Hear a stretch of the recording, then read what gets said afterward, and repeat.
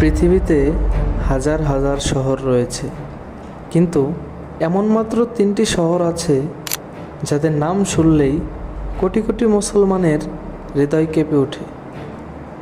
এমন 3টি শহর যেখানে প্রতিটি ইট, প্রতিটি রাস্তা, প্রতিটি বাতাস বহন করে ইতিহাস, ত্যাগ আর ঈমানের গল্প। আজ আমরা জানব ইসলামের সবচাইতে পবিত্র 3টি অবিশ্বাস্য শহরের ইতিহাস। আমাদের যাত্রা শুরু হচ্ছে পৃথিবীর সবচাইতে পবিত্র শহর মক্কা থেকে। এই শহরে অবস্থিত পবিত্র কাবা শরীফ, যাকে মুসলমানরা বাইতুল্লাহ বা আল্লাহর ঘর বলে জানে। ইসলামী বিশ্বাস অনুযায়ী হজরত ইব্রাহিম আলাইহিসসালাম এবং তার পুত্র হজরত ইসমাইল আলাইহিসসালাম কাবা পুনর্নির্মাণ করেন।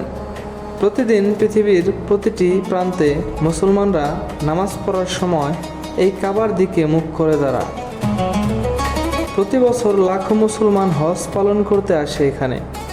মক্কা শুধু একটি শহর নয়, এটি মুসলমান উম্মাহর হৃদয়ের স্পন্দন। এবার চলুন ইসলামের দ্বিতীয় পবিত্র শহরে, মদিনা।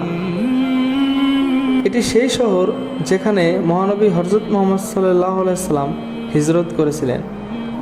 মদিনাতেই প্রতিষ্ঠিত হয়েছিল ইসলামের প্রথম পূর্ণাঙ্গ রাষ্ট্র।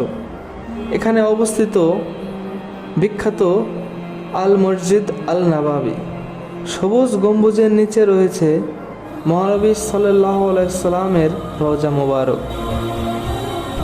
প্রতি বছর কোটি কোটি মুসলমান এখানে এসে সালাম পেশ করেন। মদিনা এমন এক শহর যার নাম উচ্চারণ করলেই ভালোবাসা আর শ্রদ্ধায় ভরে ওঠে মুসলমানদের হৃদয়।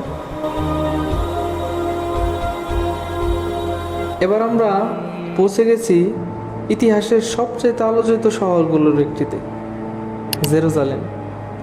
মুসলমানদের কাছে এটি ইসলামের তৃতীয় পবিত্র শহর, কারণ এখানে অবস্থিত আছে আল আকসা মসজিদ।